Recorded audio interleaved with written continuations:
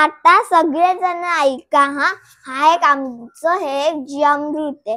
ते जीवामृत मध्ये आम्ही घातली आहेत गाजरची पानं, सदाफुलीचं एक फूल, सोबत मध्ये कडुलिंबाची पानं आणि काय बोलतात कृष्ण कमळाची एक अशी ती वेल असते ना, ती वेल छोटी असताना गुंतळलेली असते ती, आणि ना आम्ही एक छोटीशी खूप छोटी येणारी आंब्याची कैरी पण घातली आहे सोबत मध्ये। आता आम्ही त्याच्यामध्ये मी तरी 2 पिसं घातली आहेत, जराशी माती घातली आहे आणि पाणी। आता मी तिला एका सगळ्यात मोठ्या पिसाने ढवळतोय जेणेकरून ते खूप मस्त होईल। आता बघा तुम्ही, मी माझा पेंटिंगचा प्रयोग नंतर काय, मी हा वेगळा प्रयोग करते। हा कुठला प्रयोग आहे तुझा जिजा? माझा प्रयोग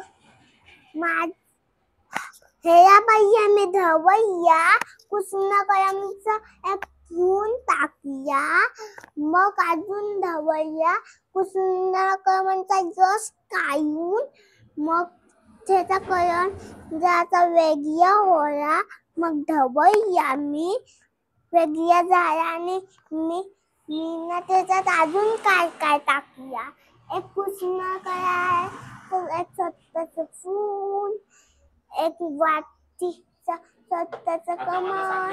आणि हा प्रयोग करतोय कशासाठी दादा? मी करतोय जेणेकरून झाड लवकर उगवावी, त्याला लवकर फळं भाज्या यावा। आणि या प्रयोगामध्ये आम्ही एका दुसऱ्या तुरटीचा शोध लावलाय। जर का तुम्ही पाणी घेतलं, त्याच्यामध्ये खूप पानं टाकून हिरवा रंग केला आणि ती पानं वेगळीकडे ठेवून दिली आणि जरा माती टाकली, मग त्याचा कलर मातीचा होणार। मग तुम्ही त्याच्यामध्ये अजून पानं टाकून त्यांचा रस काढला तर त्याचा कलर, त्या मातीचा कलर खाली जाणार आणि पुन्हा तो पानांचा कलर येणार। ही आहे आमची तुरटी।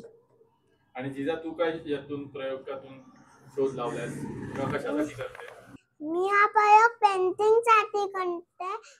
एक काठी आणि एक जराचं पाणी, आणि आता जराचं आपल्याला फुल आता काय पाहिजे, मग त्याने एक वेगळा रंग बनवायचा। मग तो रंग बनवून झाला की ना मग धवायचं दळाचं, मग तो रंग भिंतींना लावायचा।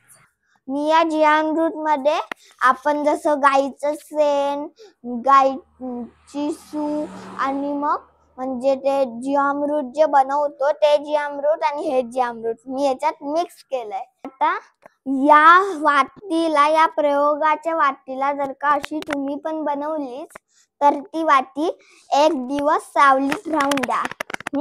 मग ती 1 दिवस राहिल्यानंतर, त्या एका दिवसानंतर मी तुम्हाला सांगेल या दिवसानंतर की अजून काय काय करायचं, आणि मग ती वाटी तुम्ही पण झाडांना टाकून मस्त तुमची फळं घ्या। आणि या व्हिडिओला नक्की लाईक आणि सबस्क्राईब करा। Bye bye.